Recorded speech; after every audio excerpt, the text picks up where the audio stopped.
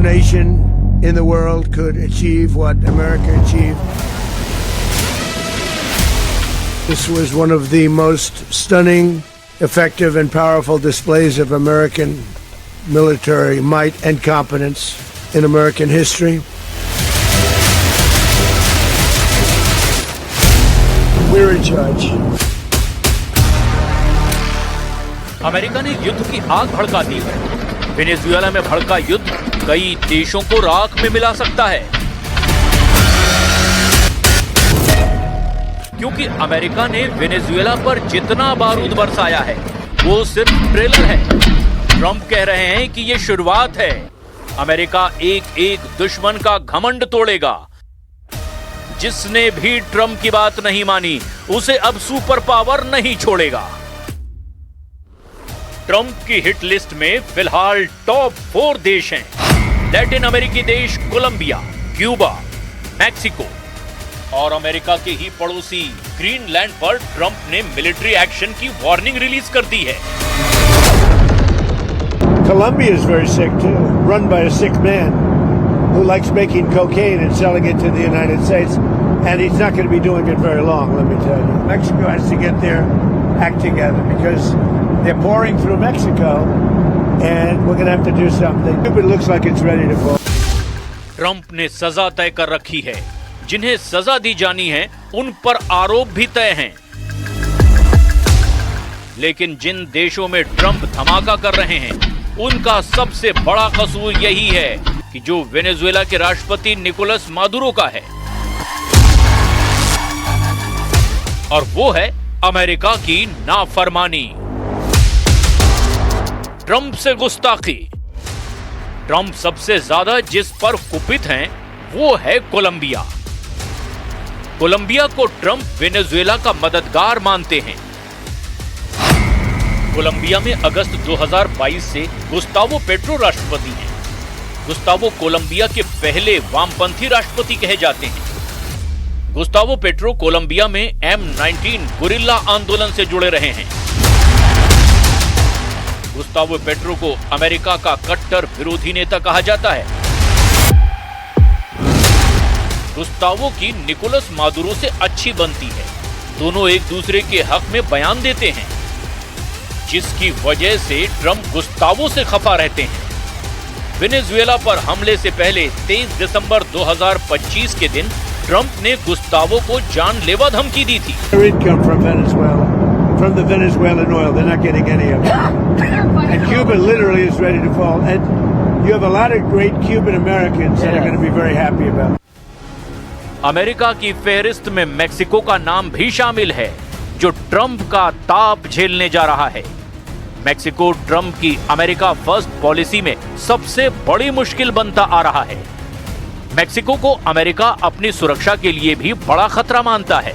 हालांकि ट्रंप को मैक्सिको की लीडरशिप से ज्यादा परेशानी नहीं है।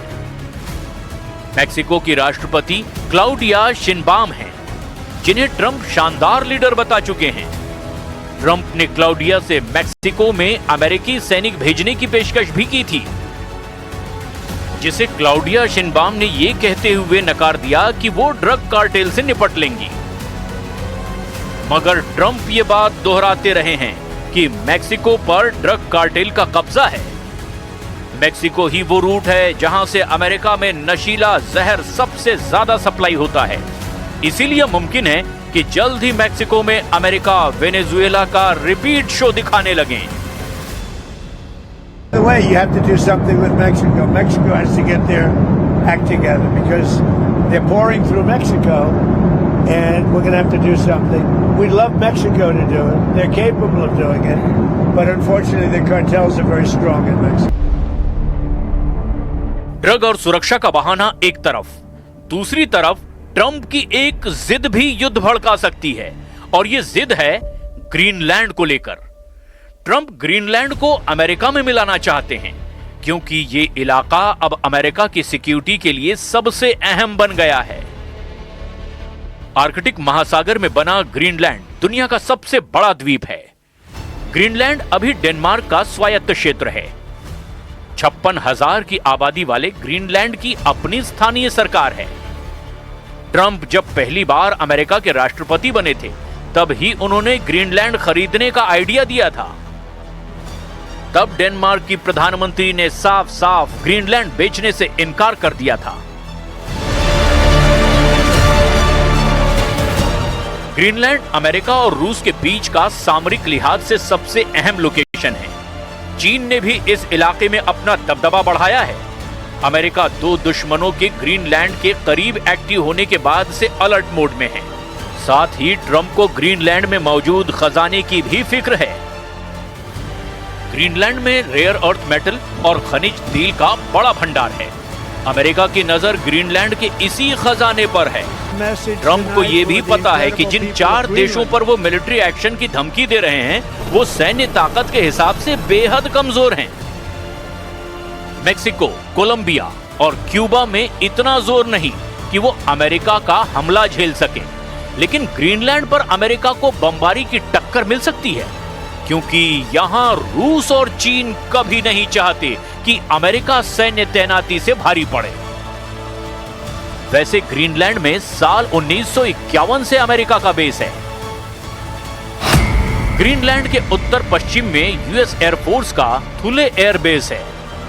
इस बेस पर अमेरिका लंबी दूरी के बड़े जंगी प्लेन उतार सकता है।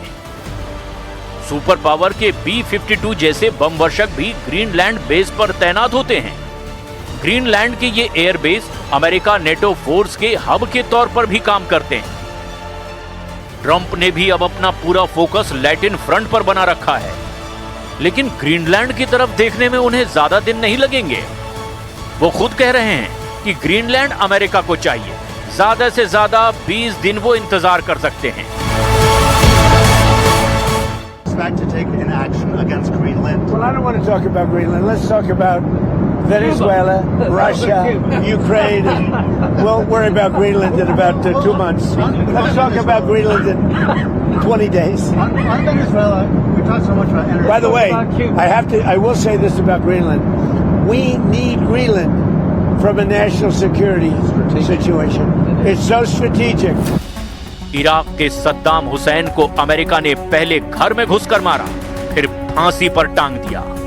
लीबिया के कर्नल गद्दाफी को अमेरिका ने गटर से निकालकर जनता के हवाले किया, जहां उसे गुस्सैल भीड़ ने नोच नोच कर मार डाला।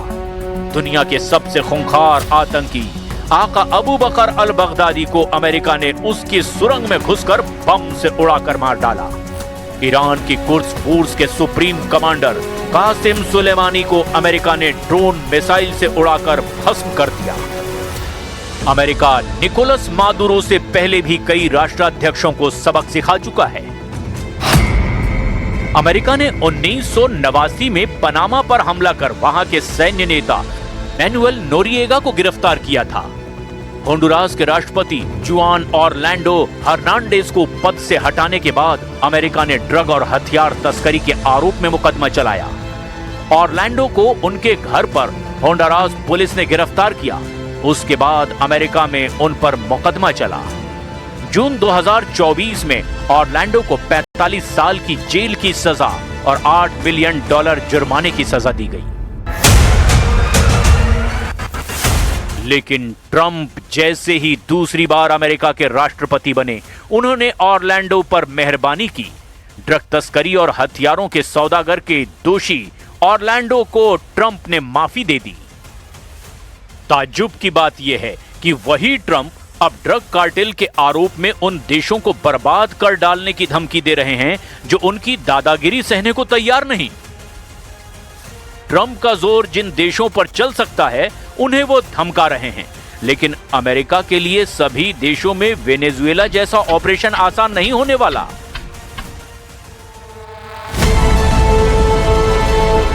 खासकर क्यूबा जैसे कट्टर अमेरिकी दुश्मन के खिलाफ ट्रंप को पुतिन से सीधी चुनौती मिल सकती है। क्यूबा अमेरिका और रूस की दुश्मनी का पुराना इतिहास है। जब फिदेल कास्त्रो क्यूबा के सुप्रीम लीडर थे, तब रूस ने क्यूबा में मिसाइलों की तैनाती की थी। अमेरिका के U-2 जासूसी प्लेन ने रूस की मिसाइलों का पता लगाया था। उस वक्त अमेरिका रूस में परमाणु युद्ध की नौबत आ गई थी। 13 दिन तक चला ये युद्ध संकट आखिरकार बातचीत से टला था। रूस ने क्यूबा से मिसाइलों को हटाया तो अमेरिका ने तुर्की में मिसाइल तैनाती हटा ली। यह समझौता इसीलिए हुआ क्योंकि तब अमेरिका में जॉन एफ कैनेडी जैसे सुलझे हुए लीडर थे, लेकिन मौजूदा वक्त में डोनाल्ड ट्रंप जैसे जज्बाती लीडर हैं जिन पर खुद को सुपर पावर साबित करने का प्रेशर है।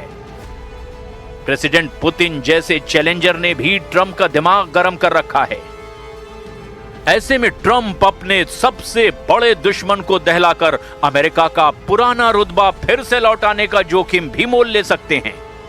मगर अब उन लड़ाकों से अमेरिका का यह युद्ध बहुत भयानक हो सकता है।